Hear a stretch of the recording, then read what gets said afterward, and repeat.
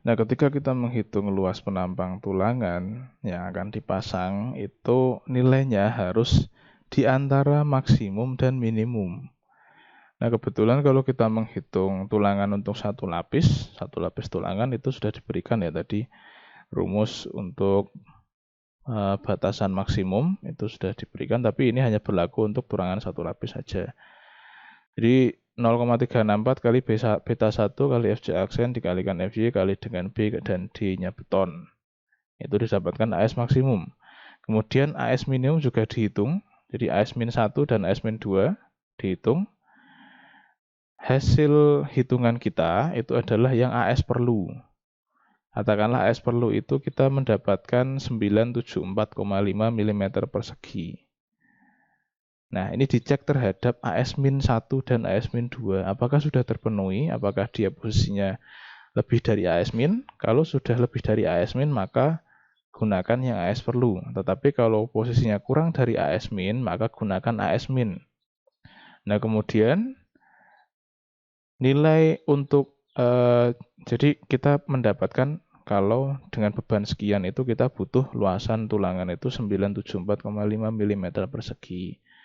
Kemudian berapa yang dipasang gitu. Kalau kita perlunya sekian, nah kita harus memilih diameter tulangan, katakanlah kita pilih diameter 16 jumlahnya 5. Terus kita cek luasannya ternyata hasilnya 1005 mm persegi. Ini kan mepet ya. Mepet dengan 974,5 kebutuhannya. Nah, tetapi tidak apa-apa. Walaupun mepet, yang penting tulangan yang kita pasang kalau dikonversi dalam bentuk luasan itu sudah di atasnya AS perlu. Jangan sampai AS yang terpasang itu di bawah AS perlu gitu. Jadi misal kita memakai 4D16, otomatis dia jatuhnya nanti di nilainya mungkin 800-an. Nah, kalau 800-an itu tidak boleh karena dia kurang dari AS perlunya. Kalau AS perlunya 974 ya kita harus memasang tulangan yang di atas itu gitu. Jadi tahapannya adalah kita menghitung sampai ketemu AS perlu gitu. Setelah itu cek terhadap AS min.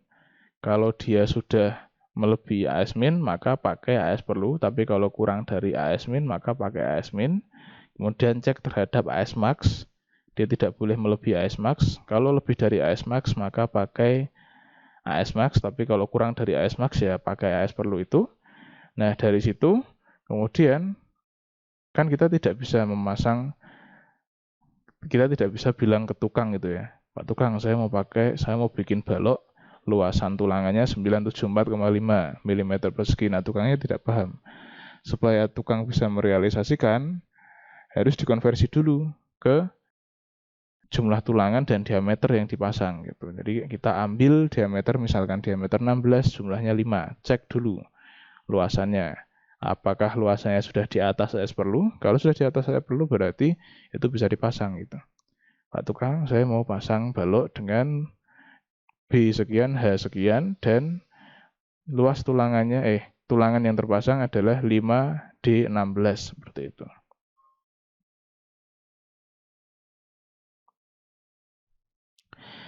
Nah, untuk flowchart secara keseluruhan untuk analisis lentur balok bertulangan tunggal, itu yang pertama diketahui B-nya berapa, H-nya berapa, AS-nya berapa, D atau DS-nya berapa, FJ aksennya berapa. Kemudian cek susunan dan jarak tulangannya, lindungan betonnya atau selimut betonnya, apakah sudah sesuai dengan detailing. Kalau tidak sesuai, apabila memungkinkan ya dilakukan revisi, apabila tidak ya langsung apabila sudah memenuhi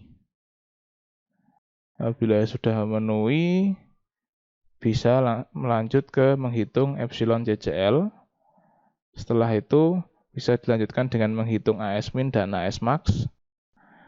Setelah itu cek apakah AS-nya posisinya di antara AS min dan AS max. Kalau tidak ya dibetulkan dulu, dia harus di atas AS min dan kurang dari AS max. Kalau sudah betul, maka bisa dilanjutkan dengan menghitung nilai A.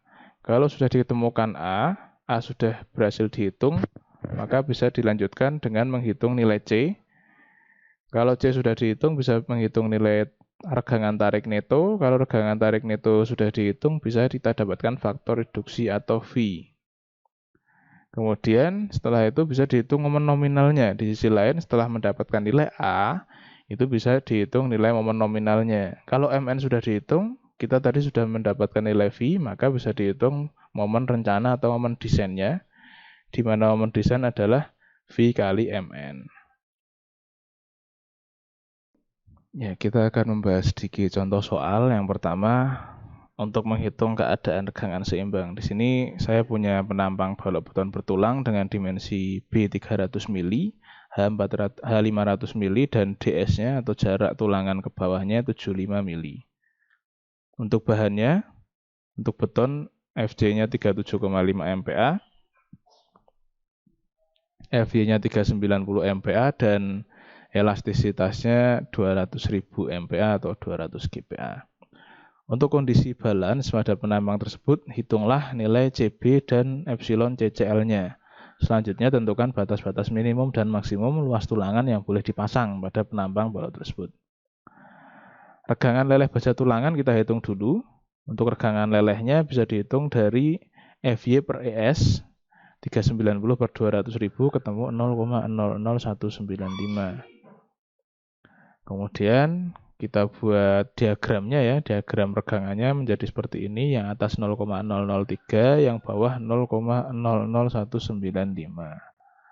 Letak garis netralnya itu bisa dihitung dari 0,003 dibagi 0,003 plus 0,00195 atau epsilon Y dikalikan dengan 425 atau nilai D-nya. Didapatkan nilai 257,576 mm. FC aksesnya 37,5. Dia lebih besar dari 28, jadi beta 1-nya harus dihitung. Beta 1 sama dengan 0,85 min 37,5 kurangi 28 per 7 kali 0,05. Didapatkan nilai 0,782. Cek terhadap batasnya adalah 0,65. Dia sudah oke ya, karena sudah lebih besar dari 0,65.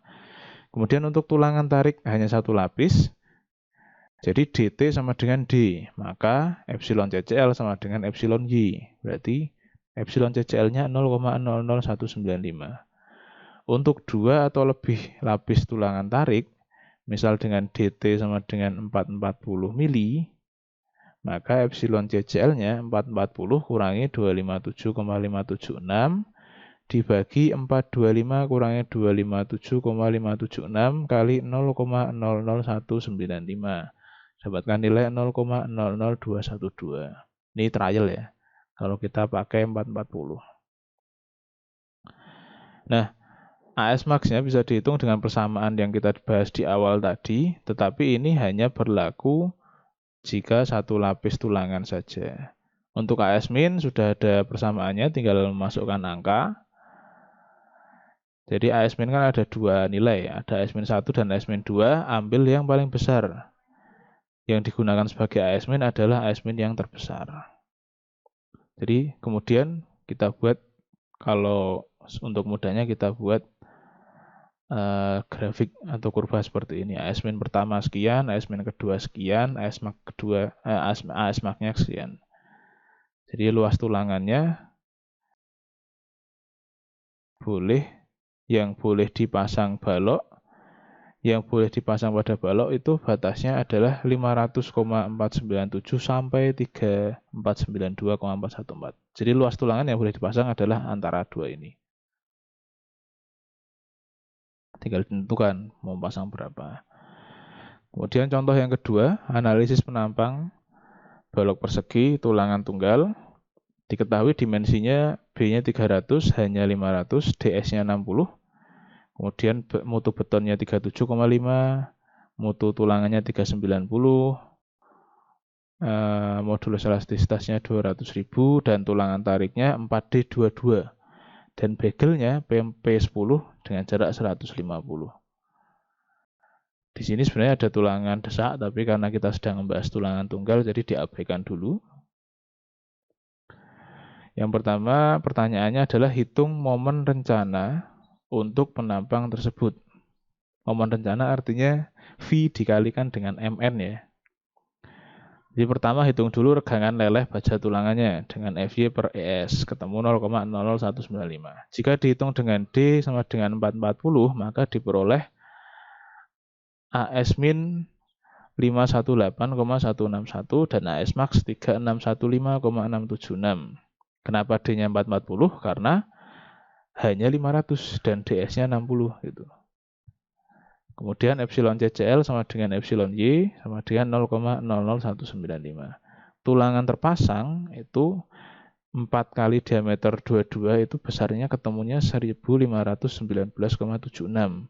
Nah, di sini kita sudah punya nilai AS min dan AS max, cek AS-nya. Nah, dari situ terpenuhi. AS-nya berarti memenuhi syarat. Dia sudah di atas AS min dan kurang dari AS max. Kemudian cek lindungan beton. CD-nya sama dengan 60 kurangi 22 per 2.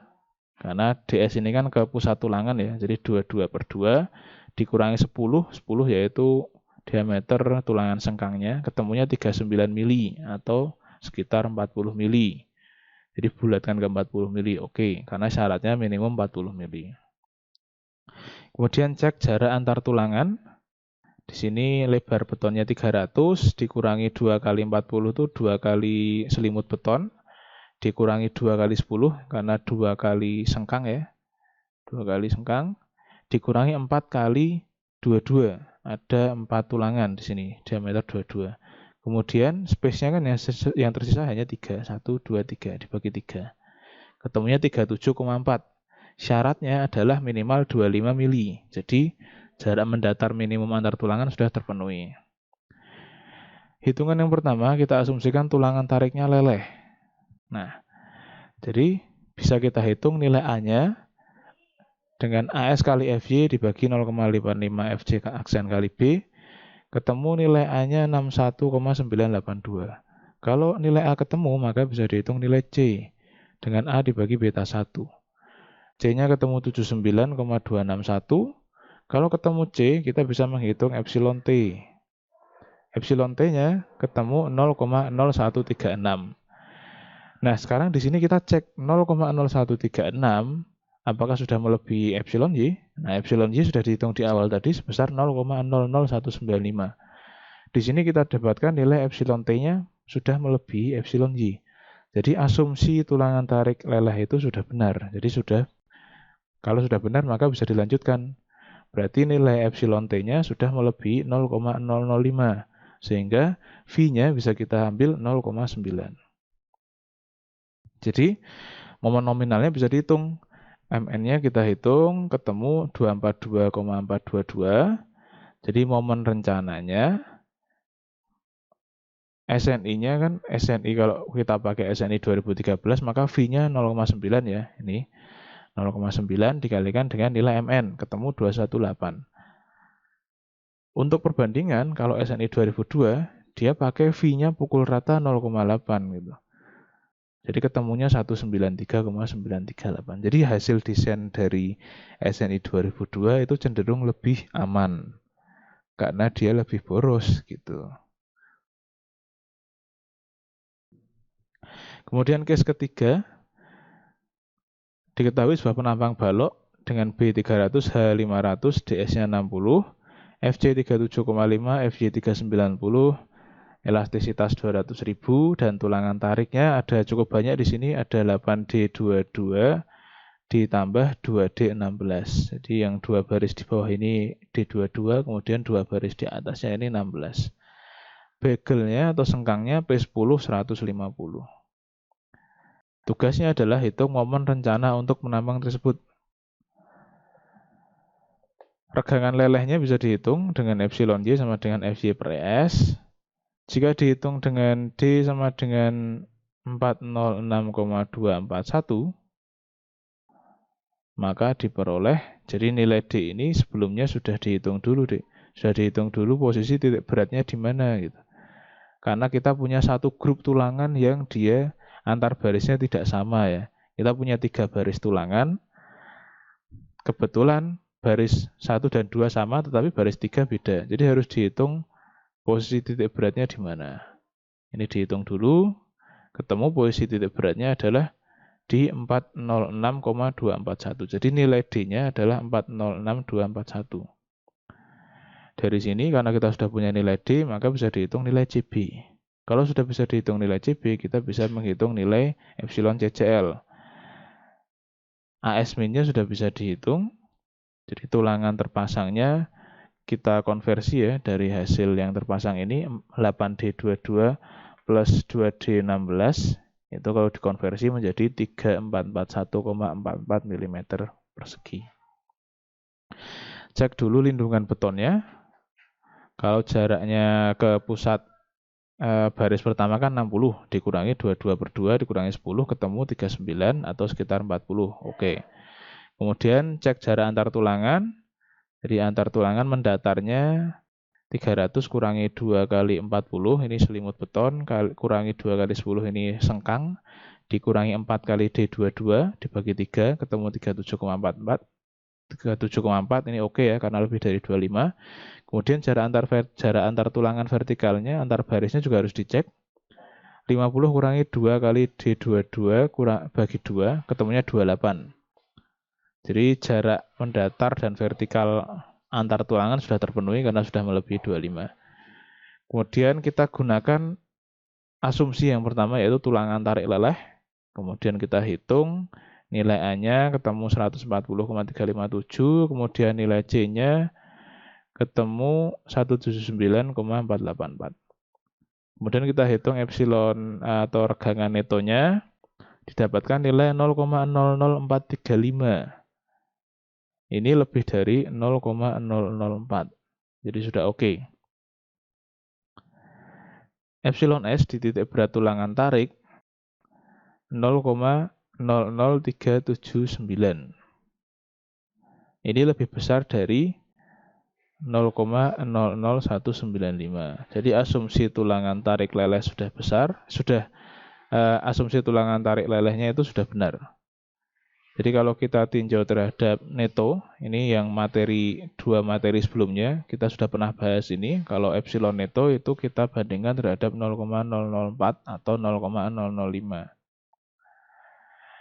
Kemudian kalau kita mau menghitung tulangannya sudah leleh atau belum, itu perbandingannya dengan regangan yang ada di titik berat tulangan. Jadi kalau dia sudah melebihi epsilon Y, artinya dia sudah benar. Kalau kita asumsikan leleh. Kemudian epsilon T ketemu 0,00435, ini kurang dari 0,005, jadi V-nya harus diinterpolasi. Nah, interpolasinya kita pakai yang 0,65, karena asumsikan dia begelnya atau sengkangnya bukan spiral. Setelah itu V-nya ketemu 0,838. Nah, di sisi lain kita sudah bisa menghitung nilai MN. MN-nya didapatkan nilai 451,050. Nah, setelah itu kita hitung nilai momen rencananya dengan mengalihkan MN dengan nilai V. Ketemu 377,980.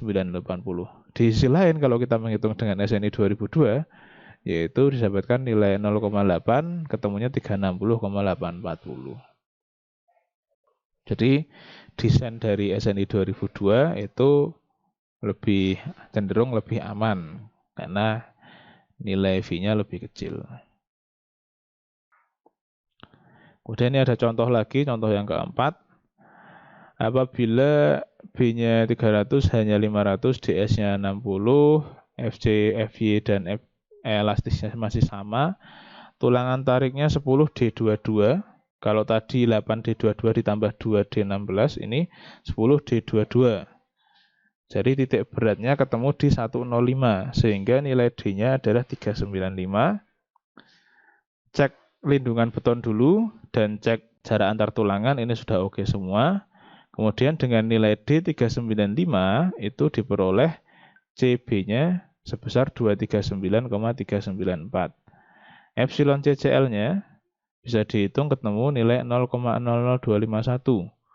AS min-nya sesuai dengan rumus kita bisa hitung ketemu 454,168, ASB sesuai rumus ketemu 4590,15, AX max kita bisa hitung dari ASB itu ketemu 3442,61 karena dia tidak satu lapis, jadi AS max-nya harus dihitung dari ASB. Ini pernah kita bahas di 2 pertemuan sebelumnya.